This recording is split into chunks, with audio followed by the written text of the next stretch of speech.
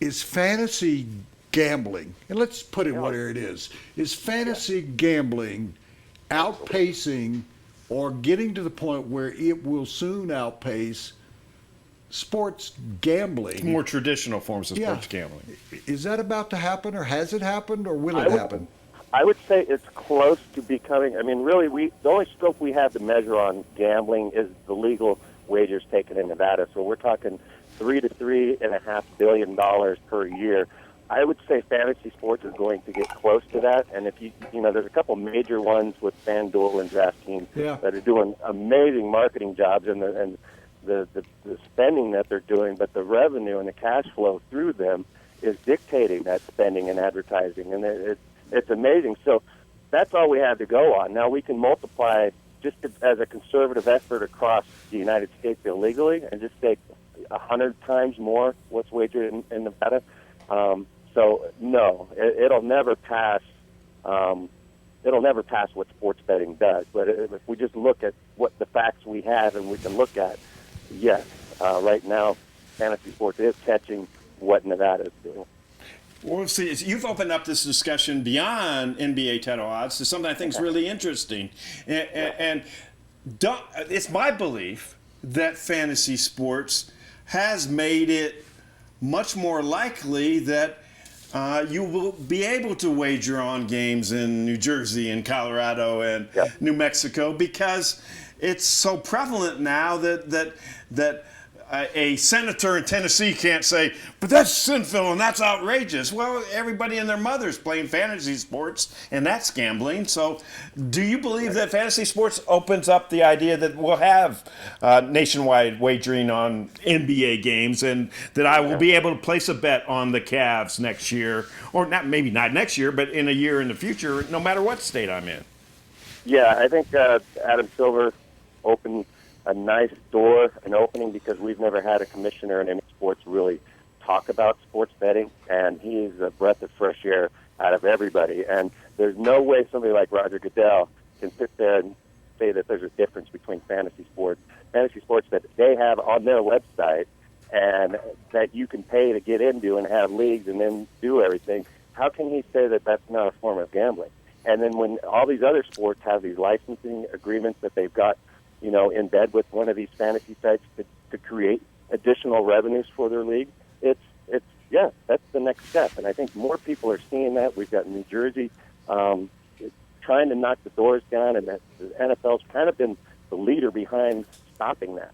And New Jersey, once that domino falls, California, you're going to have just all over the place people wanting it, because why wouldn't you? Why wouldn't you not want to get that part of the pie and tax it? Build some schools, build some hospitals, do some good things with the money that can be done with stuff that people are doing anyway. Sports Biz Buzz is brought to you by Citywide Banks. So when you make money from FanDuel and DraftKings, put it in Citywide Banks. That sounds almost like a parody of a commercial, but it's real. Very well done, Micah Woody. Roberts from Sporting News, and formerly of. Are you living in Las Vegas still? Yeah. Oh, well, good. What's the weather like out there today? 108 every day, hot, and more hot. I saw the chart for the next 10 days. 108 across the board. Are you kidding? Well, great winners here, but it's 3 months of literally hell. Yeah. Okay. Well, this weather report brought to you by Micah. And when I spend time in the casino, it's 6 hours of hell for me, because I lose all my money. But that's where they get you. That Bugsy Siegel had it right, because he knew people didn't want to go outside, so they stayed inside and gamble. Sure. It's been a winning formula for 70 years. Yeah, and let's do a couple other things. Let's make it really dark inside, and let's don't put any clocks up so people don't know and they got to stay inside. And let's make all the TVs in the rooms not work. I've never checked into a hotel in Las Vegas and turned on cable TV and it works. You're always seeing snow and stuff, like there's some sort of mechanism on there. Let's get to why we actually invited you on. Why in the world? Let me put this straight. Micah Roberts explained to me why the Golden State Warriors have just won the NBA championship.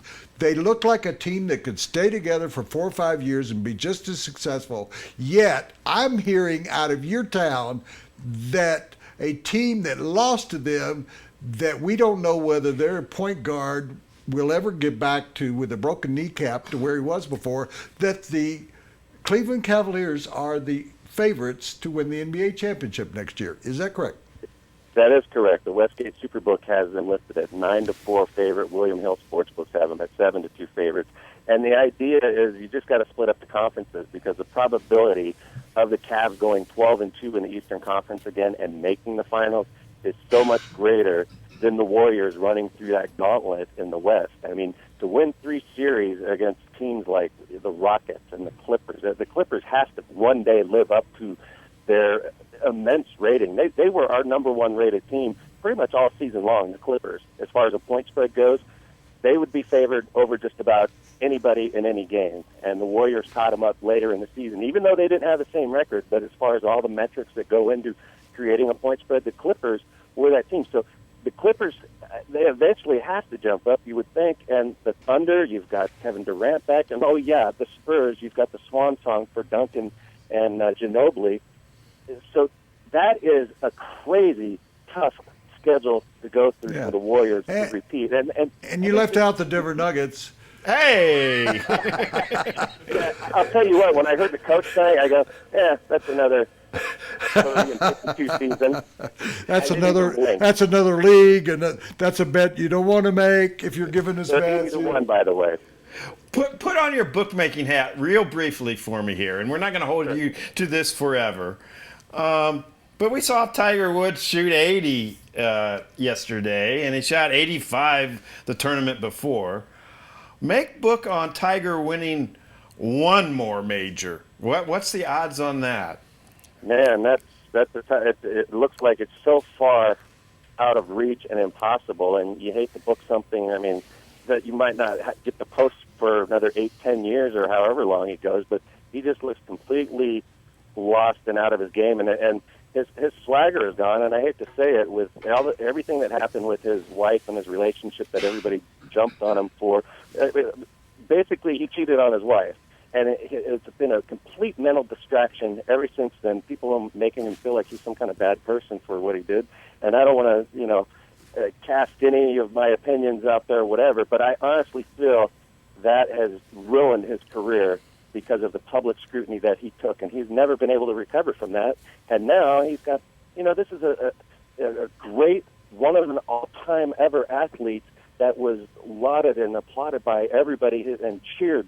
And now he's at the level where it's just a complete drop-off like I have never seen from anybody. I mean, it really is. And I guess that's, what happens sometimes in golf, but it's the drop-off is just so crazy. It's like the pitcher, Steve Blass or something, where you just don't have the strike zone anymore, and you're done. And it's a mental thing. Yeah, it was 2 years ago. He had 5 tournaments he won. It was Player of the Year, and now he can't break 80 on a lot of days. And it was funny to me, Micah, that normally you could get a bet Tiger versus the field. Right. Coming into the U.S. Open, you could get a bet of whether he would make the cut. Whoa, that tells you everything you need to know right there. Yeah. And the favorite side was no, he would not make the cut, and it was bet up to $1.30. But on the other side, though, on the odds to win, he was 80-1 initially and dropped down to 50-1. The public and his fans still love him, and they want to be part of that when he eventually comes back and wins, and they want to have a ticket on it. And he is the most bet golfer, the most money coming into this tournament out of any other golfers, and that goes for McIlroy and all the Mickelson, all the favorites. Tiger Woods was the most attractive, so he has his fans out there rooting him and supporting him. But and before the British Open, I would recommend those fans take their money and just flush it down their toilet. Why not even go through all of that trouble? Micah, I hope moving forward as we get closer to football season, you'll spend some more time with us, because I always love having people around me that grew up idolizing me, and not Jay Mariotti. So, real quick, the Denver Broncos, their season win total is set at 10. It's the lowest since Peyton Manning's been there. The gap is closing in the AFC West. Odds to win the Super Bowl 12-1. People are liking the Chiefs and Chargers a little more this season and thinking that there's more to Peyton Manning's weak arm and it's going to get worse before it gets better. So not a lot of people high on the Broncos' chances this season. Well, let's keep it that way. We want this to be a secret team that comes out of nowhere this year. And Wade Phillips is going to make it happen. Yeah. Thank you very much, Micah. It was a pleasure, All right, and we appreciate you coming on. It was fun to talk to you. That segment, Biz Buzz, Sports Biz Buzz, was brought to you. You say it. It's really fun to say. Biz Buzz. Biz Buzz. Say Sports that 3 Biz times Buzz. at home. Citywide Bank's a Colorado-focused business bank with 12 locations across Denver and Boulder. I want you to listen to this commercial. Over 25 services that businesses need. They will come in and mentor you and tutor you about how you can improve your banking business. And here's what I like. We met with the officials of Citywide Bank. They are based in the community. They live here. They're people from here. And they're passionate supporters of, get this, more than 150 Colorado charities.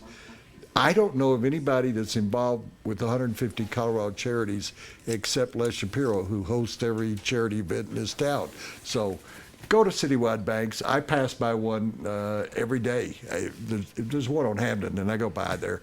Citywide Bank's a proud partner of ours here, and we do our own banking at Citywide Banks.